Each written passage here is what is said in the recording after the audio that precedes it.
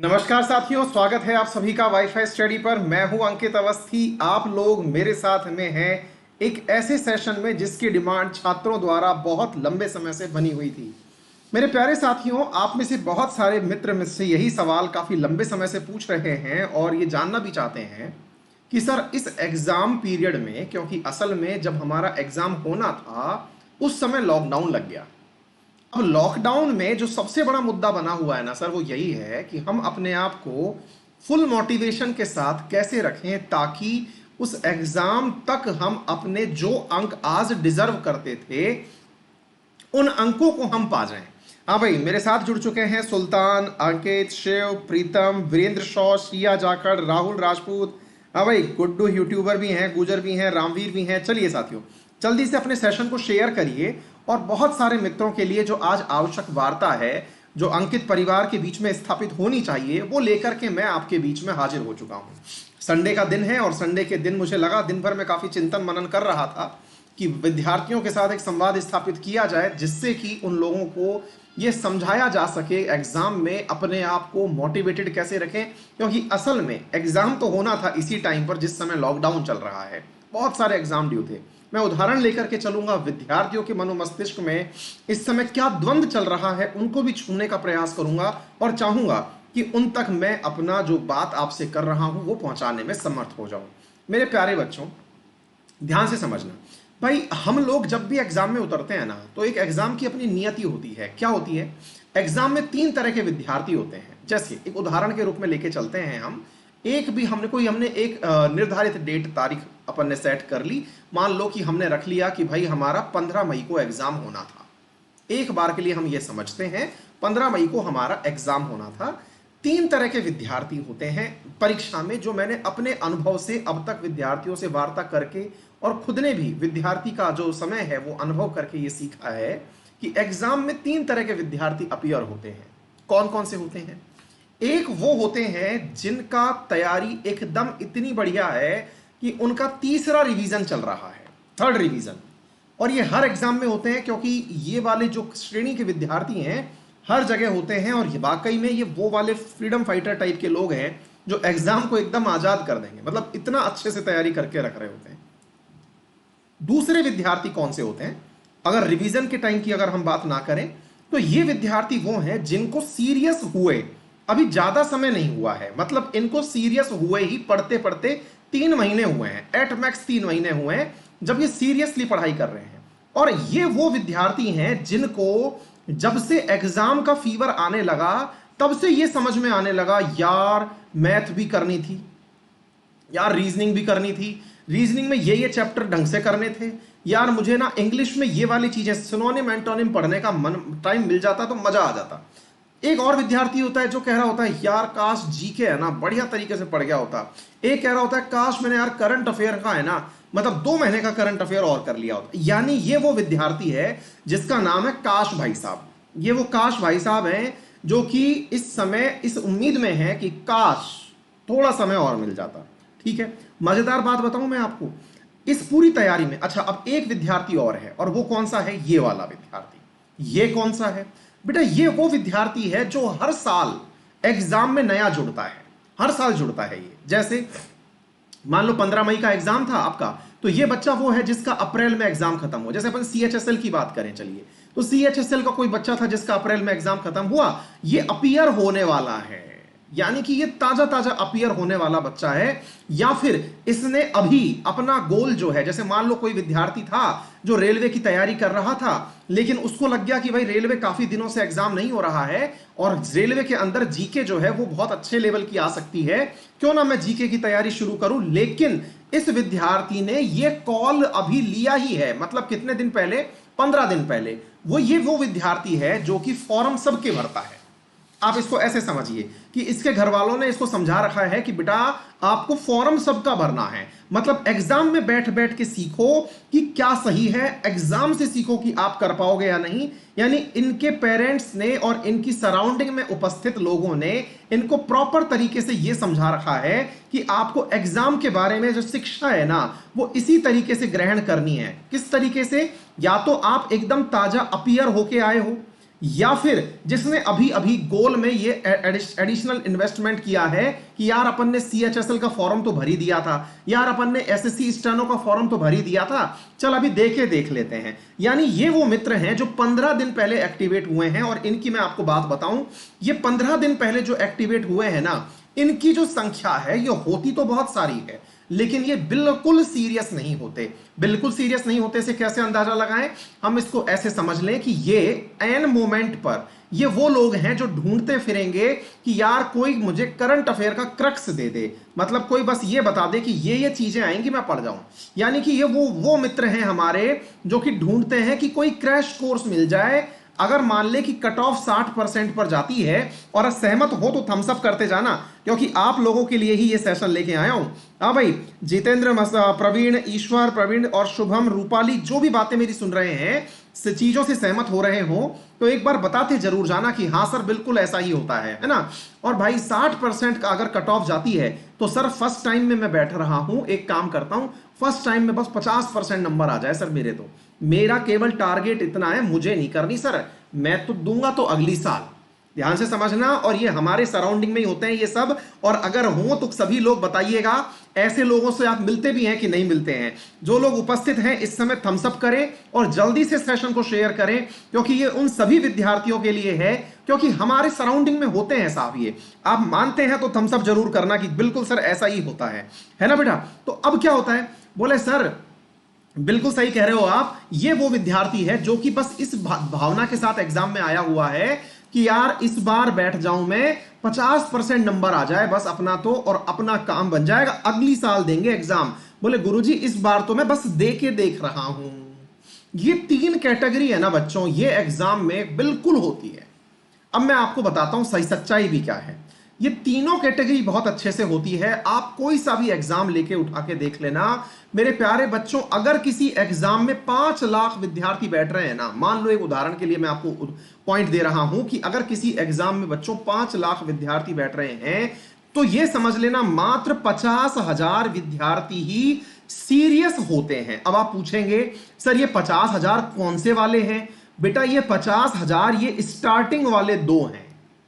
देखना कंपटीशन आप कितने भी बड़े एग्जाम में बैठ जाना बेटा, केवल 10% विद्यार्थी उसका ऐसा होता है जो सीरियस कैटेगरी में होता है। अब आप पूछेंगे कि सर सीरियस कैटेगरी में 10% आपने कैसे निर्धारित किया? हम भी तो सीरियस हैं, आप हमको सीरियस नहीं मान रहे हैं क्या? अभी एक एक करके मैं सारी बातें बताऊंगा। ये मेरे मित्र कह रहे हैं सर पोल करवा लो।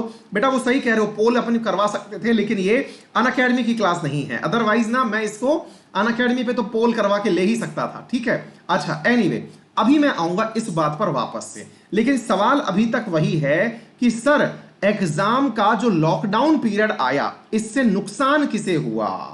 अब आप समझदार हैं तो समझदार को इशारा काफी है। किसको नुकसान हुआ? भाई ये वाला जो था ना, कौन सा वाला, जिसका 3rd अटेम्प्ट में रिवीजन चल रहा था। ध्यान से समझना बेटा, आप अपने आप को रख लेना, मैं किसी को नहीं कहना चाहता कि आप कौन सी वाली कैटेगरी में आते हैं। मैं तो ये कहना चाहता हूं कि एग्जाम की डेट पोस्टपोन हुई। कैसे? ये 15 मई से चली गई 15 जुलाई तक। एक बार के लिए हम ये मान लेते हैं अभी जो वर्तमान परिस्थितियां चल रही हैं उनके हिसाब से हमें ऐसा लगता है कि भाई मई के अंदर अभी एग्जाम नहीं है। हम अपने हिसाब से थोड़े और पॉजिटिव होते हैं। हम ये समझते हैं कि सुरक्षा कारणों से सरकार को सारी व्यवस्थाएं करते करते, जैसे मान लो अपन ने पकड़ लिया कि भाई एसएससी जेई का एग्जाम है ना, जो चल अब होने ही वाला था, अपना तारीख था 31 तारीख को होना ही वाला था ये, है ना बेटा। ऐसे ही स्टेनो का एग्जाम था जो मई में होने वाला था, है ना। ऐसे ही अपन ये वाला जो क्या कहते हैं सीएचएसएल का था जो बीच में ही छूट गया था। यानी ये जो एग्जाम होने ही हैं, इन एग्जाम्स की अगर हम बात करें तो इन एग्जाम्स के लिए ये जो निर्धारित मंथ था, सोचो मई का मंथ था जिसमें ये एग्जाम होने थे। लेकिन हम थोड़ा सा हम्बल नोट पर ये पकड़ लेते हैं कि सर 15 जुलाई तक तो ये एग्जाम खिसक ही गया। अब इसकी बात पकड़ते हैं, कौन विद्यार्थी जो 15 मई तक का इंतजार करके बैठा था, इसके साथ क्या हुआ? बेटा इस विद्यार्थी के साथ सबसे बड़ी परेशानी ये हुई कि इसने अपने आप को बहुत दिनों से, जब से लॉकडाउन नहीं लगा था ना, तब से कमरे में बंद कर रखा है है ना, रोजाना ये शिद्दत से 8-10 घंटे बैठ के पढ़ रहा है, लोगों से मिलना जुलना बंद कर रखा है, बिल्कुल भी फेसबुक नहीं देख रहा है, यूट्यूब नहीं देख रहा है, अपने नियमित रूप से अध्ययन को समय दे रहा है, क्योंकि इसकी तैयारी एकदम टकाटक चल रही है। और सबसे बड़ी दिक्कत इसी के साथ है, और मैं मानता हूं मेरे प्यारे बच्चों, आप में से अधिकांश इसी श्रेणी के लोग हैं, क्योंकि मैं अपने बच्चों को बहुत लंबे समय से पढ़ा रहा हूं, वो सभी इसी श्रेणी में हैं, मेरा यह मानना है। अच्छा, लेकिन कुछ विद्यार्थी ऐसे हैं जो मुझसे ताजा ताजा जुड़े थे, उनमें से कुछ श्रेणी इस वाले में भी आते हैं। असल में अब मैं आपको बात बताता हूं, पहले तो समाधान सुनिए। जो विद्यार्थी इस श्रेणी में था ना, जिसको सबसे ज्यादा इस समय आवश्यकता है कि एग्जाम राइट टाइम पर हो जाए, अब वो ये समझ रहा है, और मैं उसके दिल की बात समझ रहा हूं और उसको मैं समझाने का प्रयास कर रहा हूं। मेरे प्यारे मित्र, अगर आपने तैयारी बहुत अच्छे से कर रखी थी और आपको लग रहा है कि अगर आज एग्जाम होता तो मैं सेलेक्ट हो जाता, और अब आपके डर में, मन में डर ये सताने लगा है कि जो ये कैटेगरी नंबर 2 का विद्यार्थी है, जिसने अभी 3 महीने पहले ही पढ़ना शुरू किया था, उसको मेरे प्यारे साथियों 2 एडिशनल महीने मिल जाएंगे। देखो, हर एग्जाम में सबसे बड़ी चुनौती यही वाला जो पीरियड मिलता है ना, जो पेपर खिसकता है, उस पेपर के अंदर सबसे ज्यादा जो बाजी मारता है ना, वो ये वाला विद्यार्थी होता है। कौन सा वाला? जिसने 3 महीने पहले पढ़ना शुरू किया था, जो कि ये उम्मीद कर रहा था कि काश जीके पढ़ने का समय मिल जाए, काश मैथ पढ़ने का समय मिल जाए, इस यूनिट को और पढ़ जाऊं। और अगर आप सहमत हो तो कृपया करके इसको थम्स अप करते जाना, बताते जाना कि हाँ सर बिल्कुल ऐसा ही होता है ना। सबसे ज्यादा बेनिफिट इसमें होने वाला है। लेकिन मैं केस नंबर 1 की बात करूं तो जो मेरा प्यारा विद्यार्थी 3 महीने की तीसरी बार तैयारी करके बैठा हुआ है, अब वो डर रहा है, उसको 2 चीजें खा रही हैं। पहली चीज तो क्या खा रही है कि मैं अपना मोटिवेशन आने वाले 2 महीने तक कैसे कंटिन्यू करूं। नंबर 1, आने वाले 2 महीने तक मैं अपने आप को मोटिवेटेड कैसे रखूं सर, क्योंकि अभी तक एग्जाम की डेट भी नहीं आई है। मैं कैसे अपने आप को मोटिवेटेड रखूं, क्योंकि मेरा तो मोटिवेशन ही हिल गया और मुझे इतने टेलीग्राम, व्हाट्सएप, फेसबुक, इतने सारे मैसेज प्राप्त होते हैं जिसमें विद्यार्थी एक ही बात पूछ रहे होते हैं, सर एग्जाम की डेट नहीं है, मैं क्या करूं। तो मेरे प्यारे बच्चे, सबसे पहले तो आप ये समझ लो, जिनकी इतनी अच्छी तैयारी हो रखी है ना, उनका रामबाण इलाज है, कृपया करके जितने हो सके सवाल सॉल्व करिए, जितने हो सके सवाल सॉल्व करिए। ये आपके लिए एकदम रामबाण चीज रहेगी। अब आप पूछेंगे सर सवाल मैं कहां से लाऊं? देखो बेटा, तमाम तरह के चैनल पड़े हुए हैं, सब पे सवाल पड़े हुए हैं, इतनी किताबें पड़ी हुई हैं, खूब क्वेश्चन लगाओ, अपने आप को रोजाना टारगेट दो। टारगेट दो कि मुझे 7 दिन में एक बार फिर से मैथ रिवाइज करनी है, 7 दिन में मुझे फिर से एक रिवीजन खत्म करना है। और मैं गारंटी से बता रहा हूं, अगर आप शिद्दत से पढ़े होंगे तो आपको पता होगा कि आपका हर रिवीजन आपको हर दिन कुछ नया सिखाता है। हमको यह लगता तो जरूर है, आप खुद सोचिए, जब आप एकदम एग्जाम की घड़ी में होते हैं, उस समय आपको ऐसा लग रहा होता है काश ये थोड़ा सा एग्जाम आधा घंटे लेट होता तो मैं इस आधा घंटे में भी बहुत सारी चीजें सीख जाता। मतलब क्या है, अपने आप के रिवीजन को टाइम दीजिए और जितना हो सके टेस्ट देते रहिए, अपने आप के टेस्ट दीजिए, पेपर दीजिए, क्वेश्चन आंसर सॉल्व करिए, जहां से मिल जाए वहां से करिए। कोई किताब खरीद लीजिए, किताब नहीं है ऑनलाइन आजकल इतना मटेरियल स्टफ पड़ा हुआ है, उठाइए और सॉल्व करिए, तमाम तरह के पजल लगाइए, लेकिन अपने आप का रूटीन मत चेंज करना।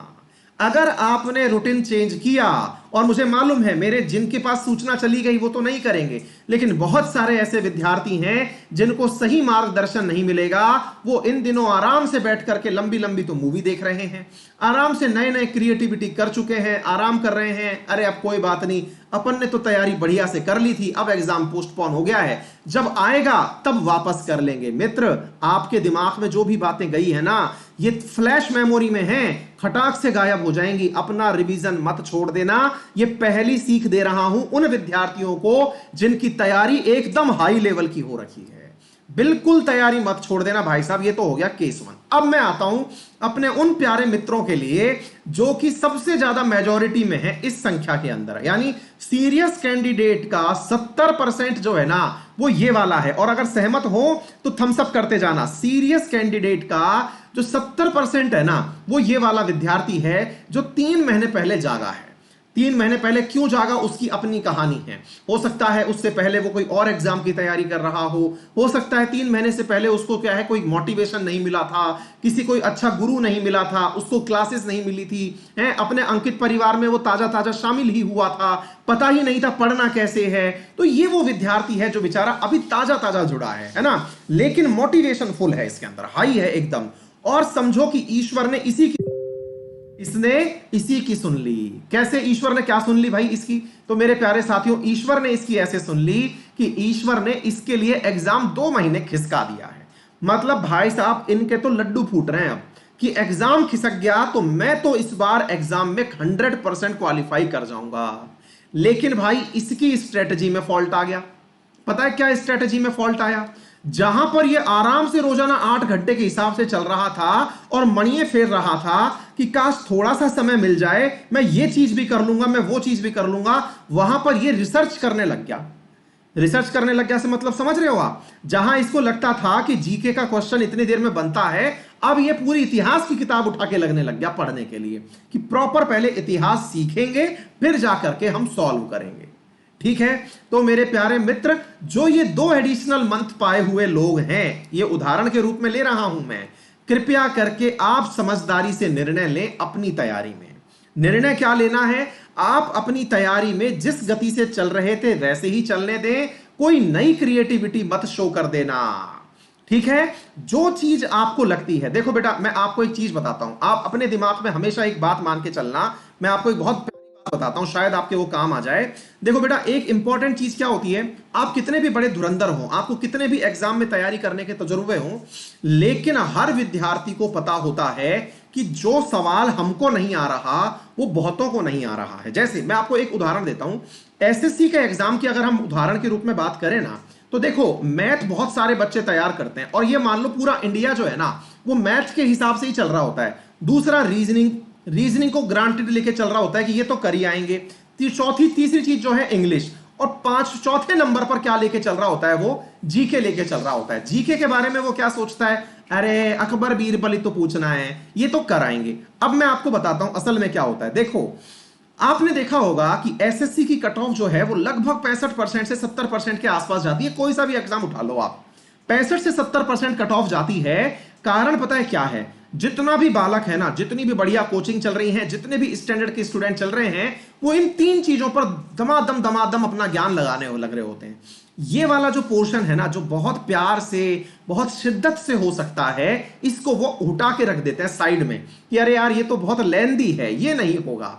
बिल्कुल मैं भी मानता हूं ये लेंदी है, ये बिल्कुल नहीं होगा। लेकिन ये मान के चलना, जिस दिन किसी का ये वाला पोर्शन हो गया जो कि 25% है, मेरे प्यारे साथियों, इस कंटेंट की खास बात ही ये है कि ये समझ में आता है, ये रटना नहीं पड़ता है, इसमें कोई ट्रिक नहीं लगती है कि क्वेश्चन के ऊपर रूट लिखा हुआ है तो ये ट्रिक लग जाएगी, अंडर में ये लगा हुआ है तो ये ट्रिक लग जाएगी। नहीं, ये वो सब्जेक्ट है जो प्रॉपर तरीके से समय मांगता है। कौन? जीके। और जिस बच्चे ने जीके के ऊपर पूरा समय दे लिया एक ही बार, लाइफ में एक बार, देखो भैया अगर आपको लंबी रेस मारनी है ना तो आपको समय तो देना पड़ेगा, शॉर्टकट नहीं है लाइफ में। आपने किसी ने इसको समय दे लिया, एक बार उदाहरण मान के चल लेना और सहमत हो तैयारी में तो थम्स अप करते जाना। बेटा यदि कोई इस बात को पकड़ गया तो वो क्या करेगा, इस 25% चीज पर इतनी अच्छी महारत हासिल कर लेगा कि बेटा ये 25 सवाल जब आएंगे तो मैं 22 से 23 क्वेश्चन तो एनी हाउ सही करके आऊंगा।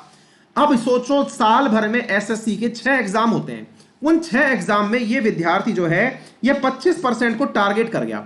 25% को टारगेट कर गया का मतलब क्या है, ये तो अपने सही होने ही हैं। अब देखो उसकी तो लड़ाई बच गई इतनी सी, क्यों? क्योंकि अगर उसका मैथ में, रीजनिंग में, इंग्लिश में स्कोर थोड़ा बहुत ऊपर नीचे भी होता है तो वो कट ऑफ से भैया बहुत ऊपर निकल जाता है। और जो विद्यार्थी कट ऑफ से बहुत ऊपर रहते हैं ना, उनको भैया नौकरी भी बहुत अल्टीमेट लेवल वाली मिलती है। मेरी बात को ध्यान से समझना, हर एग्जाम के अंदर एक ऐसा पॉइंट होता है जिसको सब छोड़ के जा रहे होते हैं। ये सारे पोर्शन सब कर रहे होते हैं। ये वाला जो जीके वाला पोर्शन है ना, इसको पढ़ाने वाले टीचर भी क्या लाइन बोलते हैं, अरे ये बहुत टाइम लेता है, इसे छोड़ दो। भाई साहब, गुरुजी आपने हर किसी बच्चे से यही लाइन बोल दी, आपने हर बच्चे से यही लाइन बोल दी तो हर बच्चा इस जीके को छोड़ के जा रहा है। हर बच्चा जीके को छोड़ के जा रहा है, तो कंपटीशन तो 3 ही सब्जेक्ट का रह गया, चौथा सब्जेक्ट तो इन्वॉल्व ही नहीं हुआ। और जब चौथा सब्जेक्ट गुरुजी इन्वॉल्व नहीं हुआ, तो फिर मैं उस भीड़ में क्यों शामिल हूं? मैं क्यों ना उस चौथे सब्जेक्ट को भी रोजाना 1 घंटे या 2 घंटे देना शुरू कर दूं? यानी कि मैं क्यों ना अपनी मेहनत में ये एडिशनल आवर बढ़ा दूं। माना कि ये वाला कंटेंट आपके 6 महीने कम से कम खाता है, लेकिन ये भी तय है अगर ये खाता है तो यील्ड भी पूरी देके जाता है, उपलब्धि पूरी करा के जाता है। ये हो गया साहब जीके का पोर्शन, जो कि हर विद्यार्थी को अपनी तैयारी में। तो अब सवाल बना किसका? ये 3 महीने का जिसको समय मिला था ना, ये विद्यार्थी क्या करे? ये विद्यार्थी ढूंढे कि वो कौन सा पोर्शन है जो मुझे नंबर दिलाएगा। उसकी अपनी ताकत होगी, हर विद्यार्थी की अपनी ताकत होती है। किसी को मैथ पसंद है, किसी को रीजनिंग पसंद है, किसी को इंग्लिश पसंद है, किसी को जीके पसंद है। बेटा जुट जाओ और इस 3 से जो बना हुआ 2 महीने का समय है, इसका यूज कर लो, आप सिलेक्शन की लिस्ट में पहुंच सकते हैं। अब है मेरे सबसे प्यारे विद्यार्थियों से वार्तालाप। ये वो प्यारे विद्यार्थी हैं जो एकदम ताजा ताजा उतरे हैं।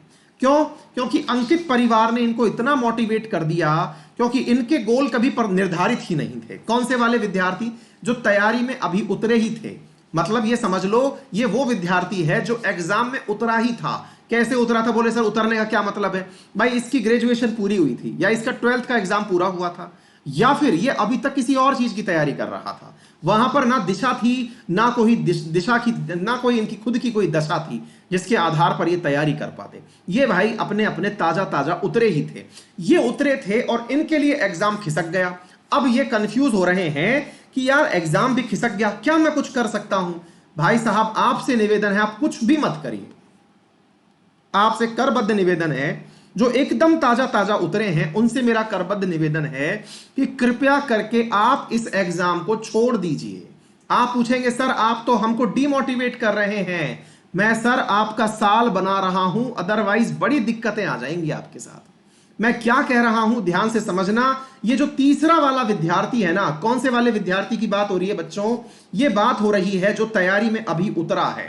मैं उससे निवेदन कर रहा हूं मेरे प्यारे बच्चे, अगर आपने अभी ये 2 महीने जो आपको मिले हैं ना, कि एग्जाम खिसक गया है, कुछ करके देख लेते हैं। बेटा ये जो क्रैश कोर्स करने वाले विद्यार्थी हैं कि सर आप तो मुझे नोट्स दे दो, बस मैं थोड़ा सा पढ़ जाऊंगा, मैं कर आऊंगा। बेटा मत करो गलती। आप पूछेंगे बोले सर ऐसा क्यों कह रहे हैं? बेटा क्या होगा कि आप है ना हर सब्जेक्ट को, मैथ को, रीजनिंग को, इंग्लिश को, साइंस को, जनरल स्टडीज को, करंट अफेयर को, सबको थोड़ा थोड़ा पढ़ के जाओगे। फिर क्या होगा? आपका अधूरा ज्ञान है ना, वो आपसे रॉन्ग अटेम्प्ट करवाएगा। देखना एक चीज समझाता हूं मैं आपको। आप किसी भी एग्जाम में बैठने जाना बेटा, अगर आप लोगों को अधूरा ज्ञान है उस एग्जाम का, अधूरा ज्ञान से मतलब क्या हुआ? आपको अवेयरनेस ही नहीं थी। किस चीज की अवेयरनेस नहीं थी? कि इस एग्जाम में पूछा क्या जाता है। अधूरा ज्ञान है ना बेटा आपका, वो आपको खत्म करता है। कैसे? आप गलत क्वेश्चन करके आते हैं, गलत क्वेश्चन करके आते हैं। आप पेपर देकर जब आते हैं और आंसर मिलाते हैं, मिलाना तो होता ही है, आप ये देख रहे होते हैं मेरे तुक्कों में कितनी ताकत है। मेरे भाई आप 100 क्वेश्चंस के आंसर एक जैसे भी लिख के आ जाओगे ना, यानी सबके ए आंसर लिख के आ जाओगे, तो भी प्रोबेबिलिटी कहती है कि 33% आंसर आपके सही होंगे। तो फिर आपने नॉलेज क्या अर्जित किया? ये तो ऑटोमेटिक ही आने थे। नेगेटिव मार्किंग अगर हटा दी जाए तो 33% क्वेश्चन तो आपके वैसे ही सही हो जाएंगे। प्रोबेबिलिटी है ये तो। कहने का मतलब क्या हुआ मेरे प्यारे बच्चों? इस क्रैश कोर्स में जो विद्यार्थी उतरे हैं ना, उनसे निवेदन है कृपया करके मेरी बात को गंभीरता से सुने। ये एग्जाम आपके लिए नहीं था। अगर आपका मन है तो आप एकदम जीरो से तैयारी प्रारंभ करें, फाउंडेशन से तैयारी शुरू करें। अदरवाइज कोई मतलब नहीं है। आप अपना अभी भी समय खराब कर रहे हैं और भविष्य में वो जो वाली कहावत है ना, अधजल गगरी छलकत जाए, माने आपको जो अधूरा ज्ञान होगा ना, वो हर एग्जाम में आपको उछाल उछाल के आगे भेजेगा। आप उस तैयारी में फंस जाएंगे।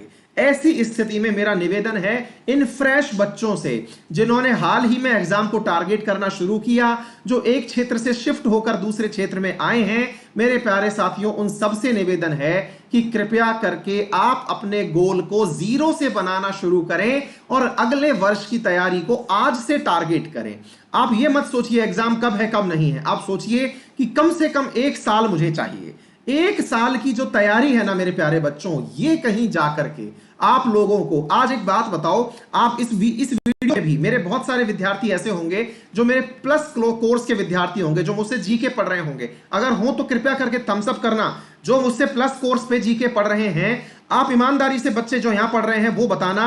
बिल्कुल थम्स अप आने शुरू हो चुके हैं। नैन्सी उर्मिला, बिल्कुल है ना, वो खुद से बताना मेरे प्यारे बच्चों कि क्या आपको नहीं लगता कि जो जीके मैं पढ़ा रहा हूं उसको रियल में पूरा पढ़ने के लिए अगर सीरियसली मेरी रोजाना क्लास चल रही है, और रोजाना क्लास चलती भी है, उस क्लास को भी अगर मैं लेता हूं तो बेटा कम से कम 6 से 7 महीने लगते हैं।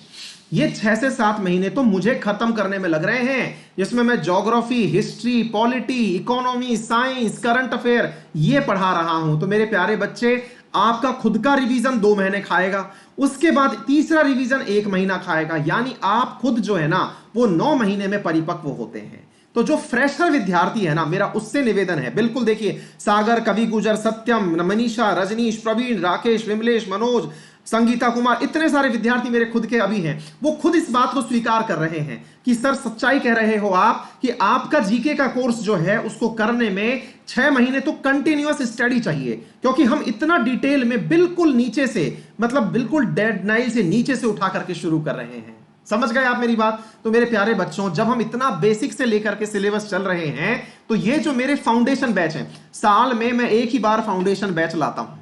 फाउंडेशन बैच अभी चल रहा है। जो भी विद्यार्थी, मुझसे पढ़ने की जरूरत नहीं है, कहीं पर भी पढ़िए, आप ऑफलाइन में पढ़िए, ऑनलाइन में इतने सारे टीचर उपलब्ध हैं, किसी से भी पढ़िए, लेकिन ध्यान रखना ये वाले विद्यार्थी जो ताजा ताजा उतरे हैं ना, ये पूरी तैयारी करके ही उतरना भैया, नहीं तो दिक्कत हो जाएगी आपके साथ। ठीक है, तो उम्मीद है मैंने मेरे तीनों तरह के विद्यार्थियों को अच्छे तरह से उनकी बातें समझा दी। फिर से मैं दोहरा देता हूं, जिनकी तैयारी बहुत अच्छी है, कृपया करके वो अपने आप को मोटिवेटेड रखें। कैसे मोटिवेट करते हैं मैंने आपको बता दिया कि अपने आप के लिए मेरे प्यारे साथियों रोजाना टेस्ट प्लान करें, अपना नियम बना ले कि 7 दिन में मुझे ये खत्म करना है, अगले 7 दिन में ये खत्म करना है। हर तरह से नियम बनाते चलें। अपने घर में आपका बड़ा भाई बहन, मम्मी पापा, किसी को भी आप अपनी पढ़ी हुई चीजें सुनाते चलें। कोई भी नई क्रिएटिविटी मत करना कि चलो अब सोना शुरू कर देते हैं, चलो अब मूवी देखना शुरू कर देते हैं, मत करना। विद इन 2 मंथ सबके पेपर हो जाने हैं। और ये जो दूसरे वाले जो विद्यार्थी मैंने बताए, जो 3 महीने पहले एक्टिवेट हुए हैं, अगर आपको लगता है कि कुछ सीखना है और आपको लगता है कि मुझ में गुंजाइश है, तो भैया फिर से मैं आपसे निवेदन करूंगा, बीच वाले जो बीच में बच गए, जिनको 2 महीना एडिशनल मिला है, ये भी अपना फाउंडेशन मजबूत करें। क्योंकि जिन बच्चों का फाउंडेशन स्ट्रांग नहीं है, देखो आप लोग काफी मैच्योर हो, आपको, मुझे अनुभव है कि आपने लोगों ने खूब ने एग्जाम देखे हुए हैं, आपको पता है मेरे प्यारे साथियों कि आप लोगों के फाउंडेशन खूब स्ट्रांग नहीं है। आपको ये अंदर से पता है कि मेरी अगर फाउंडेशन मजबूत होगी तो किसी को बोलने की जरूरत नहीं है, मेरा एग्जाम खुद ही निकल जाएगा। तो लाइफ में जब भी तैयारी में उतरना, देखो बेटा, घर भी जब बनता है ना, तो घर बनने के लिए भी अंदर फाउंडेशन डालना जरूरी होता है। नींव डलती है तब जाके फाउंडेशन मजबूत होता है, बिना फाउंडेशन के कुछ भी नहीं होता। किसी प्रकार से मेरे प्यारे साथियों, आप लोगों के लिए, तीनों के लिए मैंने कुछ ना कुछ बता दिया। उम्मीद है मैंने बहुत सारे विद्यार्थियों को यहां टारगेट किया होगा। अगला एक सेशन फिर लेके आएंगे अपने यूपीएससी की तैयारी करने वाले विद्यार्थियों के लिए, रेलवे की तैयारी करने वाले विद्यार्थियों के लिए, कैसे अपने आप को वो मोटिवेटेड रखें और मैं आपके लिए कैसे उपयोगी हूं। अगर आपको फाउंडेशन की तैयारी करनी है तो यूपीएससी, अगर आप यूपीएससी के कैंडिडेट हैं तो यूपीएससी में फाउंडेशन बैच शुरू होने वाले हैं। अंकित 10 रेफरल कोड लगा करके आप लोग इसमें बिल्कुल फाउंडेशन से डे 0 से क्लासेस ज्वाइन कर सकते हैं। 10% डिस्काउंट मिल जाएगा। किसी भी एग्जाम के आप हो, अंकित 10 लगाइए। कल की इंफॉर्मेशन सुन जाइए। कल सुबह मंडे को 10 बजे स्पेशल क्लास है एसएससी सेक्शन में। जिन भी विद्यार्थियों को इकोनॉमी में जीडीपी, जीएनपी, एनएनपी, इनकम ये सब समझना है, कल पहुंच जाइएगा। सुबह 10 बजे सबकी क्लास है, फ्री वाली क्लास है ये, तो वो इंफॉर्मेशन ले लो। शाम 7:15 बजे रेलवे वालों की क्लास है, और रेलवे वालों के मैसेजेस भी मेरे पास काफी आ रहे हैं कि सर हम रेलवे वालों की 7:15 क्लास ना करके 7 बजे कर दो। बिल्कुल 7 बजे भी आपकी क्लास कर दी जाएगी। कल 7:15 बजे है, क्योंकि मैंने बना दिया है टाइम टेबल, परसों से 7 बजे कर देंगे। ठीक है, यहां पर इंडिया और वर्ल्ड के एनवायरमेंटल इश्यूज जो हैं वो मैं आप लोगों के लिए लेकर के चल रहा हूं। ठीक है बेटा। तीसरी चीज मेरे प्यारे साथियों क्या है, अगर आप मेरे को फॉलो करना चाहते हैं तो टेलीग्राम ग्रुप आपको पता ही है, मेरे द्वारा फाउंडेशन बैच लिया जा रहा है। CGL, CHSL, JE, steno, phase 8, MTS, DRDO, railway, जिसको भी अपना फाउंडेशन मजबूत करना है, किसी स्टेट पीसीएस की तैयारी कर रहे हैं या किसी भी एग्जाम की तैयारी कर रहे हैं, तो एक फाउंडेशन बैच जो कि सबसे ज्यादा समय लेता है वो चल रहा है। आपको लगता है कि आप और हम मिलकर के कुछ अच्छा कर सकते हैं, तो इस ऑप्शन के बारे में भी विचार कर सकते हैं। इस फाउंडेशन बैच में मैं डिटेल में ज्योग्राफी, पॉलिटी, इकोनॉमी, और साहब ये ध्यान से समझ लेना, फिर से कह रहा हूं, आपकी तैयारी में मैं यही बोलूंगा, तैयारी बार बार नहीं होती, तैयारी में ये life once in a lifetime type की अपॉर्चुनिटी है। चाहिए तो आप लोग प्लान कर लेना, क्योंकि फाउंडेशन बैच अभी 2020 चल रहा है, मई में ये आया है, अगला फाउंडेशन बैच 2021 में आएगा, 2021 में बैच आएगा, तब तक आपकी तैयारी की और कोई स्थिति होगी मुझे नहीं पता है। ज्योग्राफी चल रही है, इस बैच की खास बात सुन लेना। इस बैच की खास बात यह है कि एक वीडियो को आप कई बार देख सकते हो जब तक सब्सक्रिप्शन है। नंबर 2, मैं लाइव यहां पर इंटरेक्ट करता हूं, पोल होता है, सब कुछ चलता है। नंबर तीसरी चीज क्या है, जो पुरानी क्लासेस निकली हैं आप उन्हें भी देख पाएंगे जब तक ज्योग्राफी का टाइम टेबल चल रहा है तब तक। नंबर 2, उसके बाद क्या होगा, ज्योग्राफी के टाइम टेबल के तुरंत बाद यहां पर पॉलिटी शुरू होगी। जैसे ही पॉलिटी शुरू होगी फिर ज्योग्राफी वाला दिखना बंद हो जाएगा, और ज्योग्राफी अभी 4-5 दिन के अंदर अंदर रैप अप होने वाली है, वर्ल्ड ज्योग्राफी, फिर इंडियन ज्योग्राफी चलेगी, उसके बाद पॉलिटी। तो कहने का मतलब यह, जल्दी से इसको आप क्लिक कर लीजिए। फिर मैं आपसे क्या कह रहा हूं, ये वो बैच है जिसको बार बार आप ज्वाइन नहीं कर पाएंगे। ये डिटेल बैच है और ये केवल उन्हीं विद्यार्थियों के लिए है जो फाउंडेशन मजबूत करना चाहते हैं, जो समझते हैं कि मुझे जीके का अंदाजा ही नहीं है, वो करें।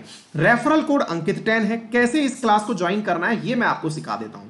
सबसे पहली चीज तो क्या है, आप अपने मोबाइल में अनअकैडमी लर्निंग ऐप सर्च करिएगा, सर्च करके उसे इंस्टॉल कर लीजिएगा।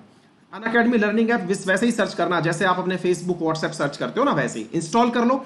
इंस्टॉल करके यहां पर आप एसएससी एग्जाम गोल सेलेक्ट कर लो। जब गोल सेलेक्ट कर लोगे तो फिर गेट सब्सक्रिप्शन पर जाओ। गेट सब्सक्रिप्शन में यहां पर ऑप्शन आपको दिखाई देंगे 1 महीने का, 3 महीने का, 6 महीने का, 12 महीने का।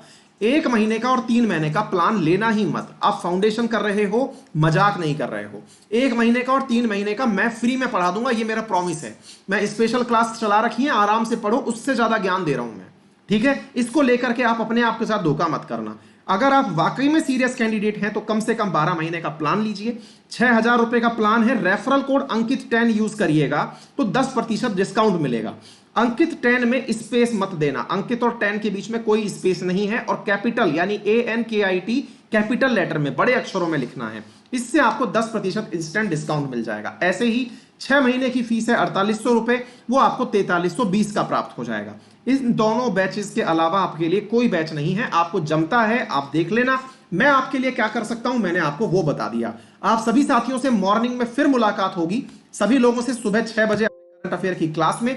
Till then take care, hope you feeling motivated right now. Thank you so much.